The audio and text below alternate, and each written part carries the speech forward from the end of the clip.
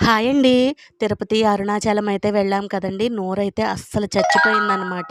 అసలు బాగా చప్పడిపోయిందండి. అందుకని చెప్పి స్పైసీగా పచ్చిమిరపకాయలు పచ్చడైతే చేద్దామని పచ్చిమిర్చి పచ్చడైతే చేశానండి.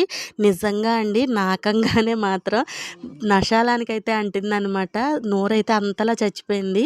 తర్వాతొచ్చేసి బెండకాయతోటి దహీ బెండి అయితే చేశానండి. చాలా బావుందనమాట. తర్వాత వేడి వేడిగా వైట్ రైస్ అయితే చేశాను. ఇంకా అంతేనండి. అసలు ఇంకా ఆకలేసేసిందనమాట. అందులోనూ గొంతు కూడా బాలేదు. జలుబు, దగ్గు అయితే చేసిందింకా. ఇంక సర్లే కారకారంగా మిర్చి పచ్చడి బావుంటది కదా అని చెప్పని మిర్చి పచ్చడైతే చేశాను. ఇంకా వేడి వేడిగా అన్నం వడ్డిచ్చేసుకొని, కర్రీ వేసుకొని, పచ్చడి వేసుకొని, దాని మీద కొంచెంగా నెయ్యి వేసుకొని, వేడి వేడి అన్నంలో కలుపుకొని 2 ముద్దలైతే తినేసామండి. నిజంగా అసలు చాలా చాలా బావుందనమాట. మన తెలుగు వాళ్ళం ఎక్కడికన్నా వెళ్తే ఆ చప్పటిదైతే అస్సలు తినలేం గదండీ! ఏమంటారు? కామెంట్ చేయండి.